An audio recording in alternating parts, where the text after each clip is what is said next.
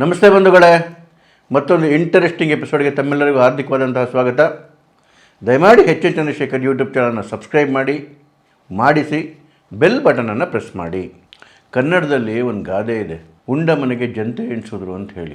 ಬೆನ್ನಿಗೆ ಚೂರಿ ಹಾಕಿದ್ರು ಅಂದ್ರೂ ಅದೇ ಅರ್ಥ. ರಾಜಕಾರಣದಲ್ಲಿ ಇದು ಬಹಳ ಕಾಮನ್ನು. ಯಾರು ಕೈ ಹಿಡಿದು ನಡೆಸ್ತಾರೆ, ಯಾರು ಮೇಲೆತ್ತಿರ್ತಾರೆ, ಅವ್ರ ಬೆನ್ನಿಗೆ ಚೂರಿ ಹಾಕಿ ಮೇಲೆ ಬರ್ತಕ್ಕಂಥ ಹಪಾಹಪಿ ರಾಜಕಾರಣಿಗಳಲ್ಲಿ ಭಾಳಷ್ಟಿರುತ್ತೆ. ಹಾಗಾಗಿನೇ ರಾಜಕಾರಣಿಗಳು ಅಂತ ಹೇಳಿದ್ರೆ ಜನ ತುಚ್ಛವಾಗಿ ನೋಡೋದು. ಈಗ ನಾನು ಮಾತಾಡ್ತಿರೋದು ಏಕನಾಥ ಸಂಭಾಜಿ ಶಿಂದೆ, ಮಹಾರಾಷ್ಟ್ರದ ಶಿವಸೇನಾ ಅಧ್ಯಕ್ಷರು, ಡೆಪ್ಯೂಟಿ ಚೀಫ್ ಮಿನಿಸ್ಟರು. ನೋಡಿ, ಮೊನ್ನೆ BMC ಚುನಾವಣೆ ಆಯಿತು, ಮುಂಬೈ ಚುನಾವಣೆ. BMC ಚುನಾವಣೆಯಲ್ಲಿ ಠಾಕ್ರೆಯ ಏನೊಂದು ಕುಟುಂಬದ ಹಿಡಿತಾ ಇತ್ತು ಮುಂಬೈ ಮೇಲೆ, ಅದನ್ನು ಅಳಿಸಿ ಹಾಕಿ BJP ಒಂದು ದೊಡ್ಡ ಮಟ್ಟದ ಗೆಲುವು ಗಳಿಸ್ತು. BMCನಲ್ಲಿ ಒಟ್ಟು 227 ಸೀಟ್ ಇರ್ತಕ್ಕಂಥದ್ದು, ಬಹುಮತಕ್ಕೆ 114 ಬೇಕು. BJPಗೆ ಸ್ವಂತ ಬಲದ ಮೇಲೆ ಅಧಿಕಾರ ಸಿಗಲಿಲ್ಲ, ಒಂದು 25 ಶಾರ್ಟ್ ಆಗ್ಬಿಡ್ತು. 114 ಬರಬೇಕಿತ್ತು, 89 BJPಗೆ ಬಂತು. ಉದ್ಧವ್ ಠಾಕ್ರೆಯ UBT ಶಿವಸೇನೆಗೆ 65 ಸೀಟ್ಗಳು ಬಂತು. BJP ಜೊತೆ ಅಲಯನ್ಸ್ ಮಾಡಿ ನಿಂತಿದ್ರಲ್ಲ ಶಿವಸೇನೆ ಒರಿಜಿನಲ್ ಬಣ ಅಂತ ಏನು ಹೇಳ್ಕೊತಾರೆ ಶಿಂದೆ, ಅದಕ್ಕೆ 29 ಸೀಟ್ ಬೇಕಾಯಿತು. ಸೊ ಹಾಗಾಗಿ BJPಗೆ ಇವಾಗ ಶಿವಸೇನೆ ಶಿಂದೆಯ ಅವಶ್ಯಕತೆ ಇದೆ. ಇವತ್ತು ನೋಡಿ, ಯಾವ ಬಾಳ್ ಠಾಕ್ರೆ ಶಿವಸೇನೆಯನ್ನು ಸ್ಥಾಪನೆ ಮಾಡಿದ್ರು, ಅದನ್ನು ಉತ್ತುಂಗಕ್ಕೆ ತಗೊಂಡೋದ್ರು. ಅವರ ಮಗ ಹೇಡಿ ಉದ್ಧವ 2019ರಲ್ಲಿ BJP ಜೊತೆನೇ ಎಲೆಕ್ಷನ್ ನಿಂತ್ಕೊಂಡು BJPಯಿಂದನೇ ಒಂದಷ್ಟು ಸೀಟ್ಗಳು ಪಡ್ಕೊಂಡು, CM ಸೀಟು ನನಗೆ ಕೊಡದೇ ಇದ್ದರೆ ನಾನು ಬೇರೆಯವ್ರ ಜೊತೆ ಹೋಗಿ, ಕಾಂಗ್ರೆಸ್ ಅವ್ರ ಜೊತೆ ಹೋಗಿ ಸರ್ಕಾರ ಮಾಡ್ತೀನಿ ಅಂತ ಆವಾಜ್ ಹಾಕಿ ಬ್ಲ್ಯಾಕ್ ಮೇಲ್ ಮಾಡಿ, ಕಡೆಗೆ ಹೋಗಿ ಕಾಂಗ್ರೆಸ್ಸು ಮತ್ತು ಶರದ್ ಪವಾರ್ NCP ಜೊತೆ ಸೇರಿಕೊಂಡು ಮುಖ್ಯಮಂತ್ರಿ ಕೂಡ ಆಗೋದ್ರು. ಹಾಲು ಕುಡಿದವರೇ ಬದುಕೋದು ಕಷ್ಟ, ಇವಾಗಿನ ವಿಷ ಕುಡಿದವ್ರು ಬದುಕ್ತಾರೇನ್ರಿ? ಇದು ಭಾಳ ದಿನ ಆಟ ನಡೀಲಿಲ್ಲ. ಒಂದು 2-3 ವರ್ಷದಷ್ಟೊತ್ತಿಗೆ BJP ತನ್ನ ಅಸಲಿ ಆಟ ಶುರು ಮಾಡಿತ್ತು. ಅಮಿತ್ ಶಾ ಅಸಲಿ ಆಟ ಶುರು ಮಾಡಿದರು. ಶಿವಸೇನೆಯಲ್ಲಿದ್ದವರೇ ಶಿಂದೆ ನೇತೃತ್ವದಲ್ಲಿ ಬಂಡಾಯ ಎದ್ದು ಆಚೆ ಕಡೆಗೆ ಬಂದರು. ಈ ಬಂಡಾಯ ಎದ್ದು ಆಚೆ ಕಡೆಗೆ ಬಂದವರಿಗೆ ಆಶ್ರಯ, ರಾಜಾಶ್ರಯ, ಜೀವನಕ್ಕೆ ಗುಡುಕು ನೀರು, ಅನ್ನ ಎಲ್ಲ ಕೊಟ್ಟಿದ್ದು BJP. ಇವತ್ತು ಏಕನಾಥ ಶಿಂದೆ ಉದ್ಧವ್ ಠಾಕ್ರೆಗೆ ಸವಾಲೊಡ್ತಕ್ಕಂಥ ಸ್ಥಾನದಲ್ಲಿ ಇದ್ದಾರೆ ಅಂತ ಹೇಳಿದ್ರೆ ಅದಕ್ಕೆ ಕಾರಣ BJP ಇಲ್ಲಿದ್ರೆ ನಾಮಾವಶೇಷ ಹೋಗಿರೋರು. ನೋಡಿ, ಸುಮಾರು 40-42 ಜನ ಕರ್ಕೊಂಡವರು ಆಚೆ ಕಡೆಗೆ ಬಂದರು. BJP MLAಗಳ ಸಂಖ್ಯೆ 105 ಆಗಿತ್ತು. ಇಷ್ಟಿದ್ರೂ ಕೂಡ BJP ಅವತ್ತು ಸುಶೀಲ್ ಕುಮಾರ್ ಶಿಂದೆ ಅವ್ರನ್ನ CM ಮಾಡ್ತು. ಇದು ಟ್ಯಾಕ್ಟಿಕ್ಸ್ ಕೂಡ ಇಡ್ಬೋದು. ಯಾಕೆಂತ ಹೇಳಿದ್ರೆ BJPಗೆ ಆವತ್ತಿದ್ದಂತಹ ದೊಡ್ಡ ಗುರಿ ಉದ್ಧವನ ಬಡ್ದಾಕಬೇಕಾಗಿತ್ತು, ಶಿವಸೇನೆನ ಹೊಡೆದಾಕಬೇಕಾಗಿತ್ತು. ಸೊ ಆ ದೊಡ್ಡ ಗುರಿ ಮುಂದೆ CM ಪೋಸ್ಟ್ ಏನು ಭಾಳ ದೊಡ್ಡ ಗುರಿ ಆಗಿರಲಿಲ್ಲ. ಹಾಗಾಗಿ ಆ ಶಿವಸೇನೆ ಏನಿದೆ, ದ್ರೋಹ ಮಾಡಿದಂಥ ಶಿವಸೇನೆ, ಉದ್ಧವ್ ಶಿವಸೇನೆ, ಅದನ್ನು ರಾಜಕಾರಣದಿಂದ ಮುಗಿಸೇ ಬಿಡಬೇಕು ಅನ್ನೋ ಕಾರಣಕ್ಕೋಸ್ಕರ, ಜೊತೆಗೆ ಶರದ್ ಪವಾರ್ ಮತ್ತು ಕಾಂಗ್ರೆಸ್ಸನ್ನು ಮಹಾರಾಷ್ಟ್ರ ರಾಜಕಾರಣದಿಂದ ಬಡ್ದಾಕ್ಬಿಡ್ಬೇಕು ಅನ್ನೋ ಕಾರಣಕ್ಕೋಸ್ಕರ ಅವತ್ತು ಶಿಂದೆಯನ್ನು ಮುಖ್ಯಮಂತ್ರಿ ಮಾಡ್ತು. ಉದ್ಧವ್ ಠಾಕ್ರೆಗೆ ಹೋಲಿಸ್ಕೊಂಡ್ರೆ ಯಾವುದೇ ರೀತಿಯ ಶಕ್ತಿ ಸಾಮರ್ಥ್ಯ ಇಲ್ಲದಂತಹ ಶಿಂದೆ ಕಡೆಗೆ ಚೀಫ್ ಮಿನಿಸ್ಟರ್ ಕೂಡ ಆಗಿಬಿಟ್ರು. ಮತ್ತು ವಿಧಾನಸಭಾ ಚುನಾವಣೆ ಬಂತು. ಈ ಬಾರಿಯ ವಿಧಾನಸಭಾ ಚುನಾವಣೆಯಲ್ಲಿ BJP 132 MLAಗಳನ್ನ ಗೆಲ್ಲಿಸ್ಕೊಂಬಂತು. ಸ್ವಂತ ಬಲಕ್ಕೆ ಬೇಕಾಗಿದ್ದು ಕೇವಲ 13. ಸೊ ಅಲಯನ್ಸಲ್ಲಿ ನಿಂತಿದ್ದಂತಹ ಶಿವಸೇನೆ ಶಿಂದೆ ಬಣ ಮತ್ತು DCM ಆದರೂ ಆಗ್ಲೇ ತೆಗೆದಿದ್ರು ಶಿಂದೆ. ಯಾವ ರೀತಿ 2019ರಲ್ಲಿ ಕೇವಲ 58 ಸೀಟ್ ತೊಗೊಂಡು BJP ಆಗ 105 ತೊಗೊಂಡಿತ್ತು.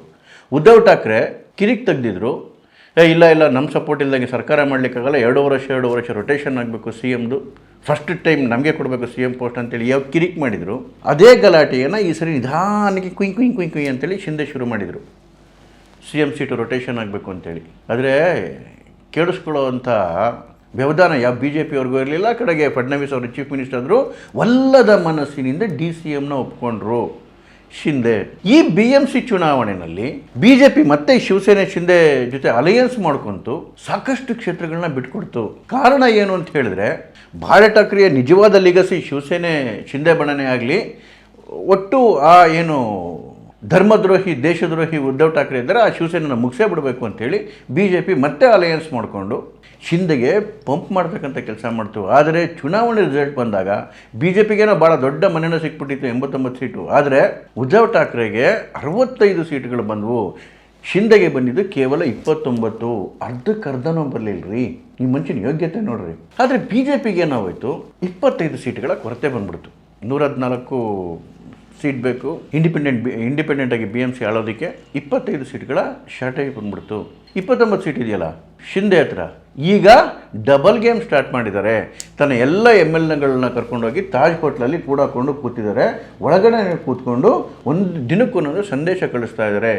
ಯಾವ ರೀತಿ 2019 ಉದ್ದ ಆಟ ಆಡಿದ್ರು ಅದೇ ಆಟನ ಶಿಂದೆ ಇವತ್ತು ಆಡ್ತಾ ಇದ್ದಾರೆ. ಏನು ಹೇಳ್ತಾ ಇದ್ದಾರೆ? ಮೇಯರ್ ಹುದ್ದೆ 2 ವರ್ಷ ಡಿವೈಡ್ ಆಗಬೇಕು. ಗಳಿಸಿರೋದು ಎಷ್ಟು ಸೀಟು? 29. ಇವರಿಗೆ 2 ವರ್ಷ ಮೇಯರ್ ಹುದ್ದೆ ಕೊಡಬೇಕಂತೆ. ಮೇಯರ್ ಹುದ್ದೆ ಒಂದೇ ಅಲ್ಲ, ಸ್ಟ್ಯಾಂಡಿಂಗ್ ಕಮಿಟಿ ಚೇರ್ಮನ್ಶಿಪ್ಗಳು ಕೂಡ ಬೇಕಂತೆ. ನೋಡಿ, ಸ್ಟ್ಯಾಂಡಿಂಗ್ ಕಮಿಟಿ ಚೇರ್ಮನ್ಶಿಪ್ ಅನ್ನೋದು ಎಷ್ಟು ಇಂಪಾರ್ಟೆಂಟ್ ಅಂತ ಹೇಳಿದ್ರೆ ಮೇಯರ್ ಬಿಟ್ಟ ಮೇಲೆ ತುಂಬ ಇಂಪಾರ್ಟೆಂಟ್ ಅದೇನೇನು. ಯಾಕೆ ಅಂತ ಹೇಳಿದ್ರೆ ಈವನ್ ಫೈನಾನ್ಸ್ ವಿಚಾರದಲ್ಲೂ ಇಂಡಿಪೆಂಡೆಂಟ್ ಡಿಸಿಷನ್ಸ್ಗಳನ್ನ ತಗೊಳ್ತಕ್ಕಂಥ ಶಕ್ತಿ ಸ್ಟ್ಯಾಂಡಿಂಗ್ ಕಮಿಟಿ ಚೇರ್ಮನ್ಗಿದೆ. ಅದಕ್ಕೇ ನೀವು ಡೆಲ್ಲಿಯ MCD ನೋಡಬೇಕಿತ್ತು. BJP ಆಮ್ ಆದ್ಮಿ ಪಾರ್ಟಿಗೆ ಸ್ಟ್ಯಾಂಡಿಂಗ್ ಕಮಿಟಿ ಚೇರ್ಮನ್ ಆಗಲಿಕ್ಕೆ ಬಿಟ್ಟಿರಲಿಲ್ಲ. ಯಾಕೆ ಅಂತ ಹೇಳಿದ್ರೆ ಮೇಜರ್ ಡಿಸಿಷನ್ಸ್ಗಳನ್ನ ಅವರು even with respect to the finance ಅವ್ರು ತೊಗೊಂಡ್ಬಿಡ್ಬೋದು ಅಂತ ಹೇಳಿ. ಈಗ ಆಟ ಆಡ್ತಿರ್ತಕ್ಕಂಥದ್ದು ಶಿಂದೆ BMCನಲ್ಲಿ 2 ವರ್ಷ ಮೇಯರು ಕೊಡಬೇಕಂತೆ, ಜೊತೆಗೆ ಸ್ಟ್ಯಾಂಡಿಂಗ್ ಕಮಿಟಿ ಚೇರ್ಮನ್ಗಳಲ್ಲೂ ದೊಡ್ಡ ಸಿಂಹಪಾಲು ಬೇಕಂತೆ. ಇದನ್ನು ಅವರು ತಂತ್ರ ಅಂದ್ಕೊಂಡಿರ್ಬೋದು. ಆದರೆ ತಂತ್ರಗಾರಿಕೆ ಯಾರು ಮುಂದೆ ಮಾಡ್ತೀವಿ ಅನ್ನೋದು ಇಂಪಾರ್ಟೆಂಟ್ ಆಗುತ್ತೆ. ಬರೀ ತಂತ್ರ ಮುಂದೆ ಮಾಡ್ಕೊಂಡೋದ್ರೆ ಮುಂದೆ ಅತಂತ್ರ ಆಗಿಬಿಡ್ತೀವಿ. ತಂತ್ರ ಜೊತೆ ಶಕ್ತಿನೂ ಬೇಕು, ತಾಕತ್ತು ಬೇಕು, ಜೊತೆಗೆ ಎದುರುಗಡೆ ಇರ್ತಕ್ಕಂತಹ ಶತ್ರು ಯಾರು ಅನ್ನೋದು ಬೇಕು. ಮಿಸ್ಟರ್ ಶಿಂದೆ, ನೀನು ತಂತ್ರ ಮಾಡ್ತಿರೋದು ಯಾರ ಮುಂದೆ ಗೊತ್ತಾ? ಅಮಿತ್ ಶಾ ಮುಂದೆ. ಈ ಆಟಗಳು ಅಮಿತ್ ಶಾ ಮನಸ್ಸುಗಳೊಳಗೆ ಏನಾದರೂ ಹೋಯ್ತು ಅಂತ ಹೇಳಿದ್ರೆ ಧೂಳಿಪಟ ಆಗೋಗ್ತೀರಿ. ನೋಡಿ, ಮಹಾರಾಷ್ಟ್ರ ವಿಧಾನಸಭಾ ಚುನಾವಣೆಯಲ್ಲಿ ಸ್ಪಷ್ಟವಾದಂತಹ ಸಂದೇಶ BJP ಪರವಾಗಿ ಬಂದಿದ್ದು. 145 ಬೇಕು ಬಹುಮತಕ್ಕೆ 132. ಅದು ಅಲಯನ್ಸಲ್ಲಿ ನಿಂತ್ಕೊಂಡಿದ್ದಕ್ಕೆ. ಶಿಂದೆನ ಆಚೆಗಟ್ಟಿ ಇವರೇನೇ BJP ನಿಂತ್ಕೊಂಡಿದ್ರೆ ಸ್ಪಷ್ಟವಾಗಿ 170, 180 ಇವರಿಗೆ ಬಂದುಬಿಟ್ಟಿರೋದು. ಆದರೆ ಗೌರವ ಕೊಟ್ಟು ಮತ್ತೆ ಶಿಂದೆಗೆ ಅಲಯನ್ಸ್ ಮಾಡಿಕೊಂಡು ಸೀಟ್ಗಳನ್ನು ಕೊಟ್ಟರು. ಇವತ್ತು ಕೂಡ BJP ಇವರಿಗೆ ಗೌರವ ಕೊಡ್ತಿರ್ತಕ್ಕಂಥದ್ದು ಮರಾಠ ಅಂತಕ್ಕಂಥ ಕಾರಣಕ್ಕೋಸ್ಕರ. ನೋಡಿ, ಮಹಾರಾಷ್ಟ್ರ ರಾಜಕಾರಣ ಒಂಥರ ವಿಚಿತ್ರ. ಅಲ್ಲಿ ರಾಜಕಾರಣ ನಿಂತಿರ್ತಕ್ಕಂಥದ್ದು ಮರಾಠರ ಮೇಲೆ. ಏನಿದು ಮರಾಠ ಅಂತ ಹೇಳಿದ್ರೆ ಅದೊಂದು ಜಾತಿ ಅಲ್ಲ. ಹಿಂದೆ ಏನು ಶಿವಾಜಿ ಸೈನ್ಯದಲ್ಲಿದ್ದರು, ಆ ಸೈನ್ಯದಲ್ಲಿ ಎಲ್ಲ ಸಮುದಾಯದವರಿದ್ದರು. ಬ್ರಾಹ್ಮಣರಿದ್ದರು, ದಲಿತರಿದ್ದರು, OBCಗಳಿದ್ದರು. ಇವೆಲ್ಲರೂ ಕೂಡ ಮರಾಠ ಒಳಗಡೆಗೆ ಬಂದ್ಬಿಡುತ್ತೆ. ಹಾಗಾಗಿ ಮರಾಠ ಅಂತಕ್ಕಂಥದ್ದು ಒಂದು ಸಮುದಾಯ ಸೂಚಕ, ಅದು ಜಾತಿ ಸೂಚಕ ಅಲ್ಲ. ಸೊ ಈ ಮರಾಠರ ನಿಜವಾದ ನಾಯಕ ಯಾರು? ಬಾಳ್ ಠಾಕ್ರೆ ಅಂತ ಭಾಳಷ್ಟು ಜನಕ್ಕೆ ಅನಿಸ್ಬಿಡ್ಬೋದು. ಆದರೆ ಭಾಳ ವಿಶಾಲವಾದಂತಹ ಮಹಾರಾಷ್ಟ್ರದಲ್ಲಿ ಏನು ಒಂದು ಭಾಗ ಮುಂಬೈ, ಠಾಣೆ ಮತ್ತು ಏನದು ಕೊಂಕಣ ಭಾಗ ಇದೆ, ಆ ಕರಾವಳಿ ಭಾಗ ಏನಿದೆ ಅಷ್ಟು ಬಿಟ್ಟರೆ, ಇನ್ನು ಪುಣೆನಲ್ಲಿ ಸ್ವಲ್ಪ ಹಿಡಿತಾ, ನಾಸಿಕಲ್ಲಿ ಸ್ವಲ್ಪ ಹಿಡಿತಾ ಬಿಟ್ಟರೆ ಸುಮಾರು 75% ಜಾಗದಲ್ಲಿ ಠಾಕ್ರೆ ಅವರು ಹಿಡಿತಾ ಇರಲೇ ಇಲ್ಲ. ಏನು ಮರಾಠವಾಡ ಅಂತ ಏನು ಕರಿತೀವಿ, ಜಾಲ್ನಾ ಸುತ್ತಮುತ್ತಲ ಭಾಗ ಮರಾಠವಾಡ ಭಾಳ ದೊಡ್ಡ ಏರಿಯಾ. ಇಲ್ಲಿ ಅತಿ ಹೆಚ್ಚು ಮರಾಠರು ಕಾನ್ಸಂಟ್ರೇಟ್ ಆಗಿರ್ತಕ್ಕಂಥದ್ದು.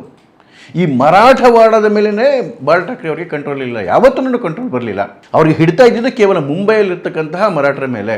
ಅದೇ ರೀತಿ ಶರದ್ ಪವಾರ್ಗೂ ಕೂಡ ಕೇವಲ ವೆಸ್ಟ್ ಮಹಾರಾಷ್ಟ್ರದಲ್ಲಿ, ಪಶ್ಚಿಮ ಮಹಾರಾಷ್ಟ್ರ ಏನದು ಶುಗರ್ ಬೆಲ್ಟ್ ಅಂತೇನು ಹೇಳ್ತೀವಿ, ಅಲ್ಲಿ ಹಿಡಿತಾ ಇತ್ತು ಬಿಟ್ಟರೆ ಬೇರೆ ಭಾಗದಲ್ಲಿ, ಮಹಾರಾಷ್ಟ್ರದಲ್ಲಿ ಬೇರೆ ಭಾಗದಲ್ಲಿ ಹಿಡಿತಾ ಇರಲಿಲ್ಲ.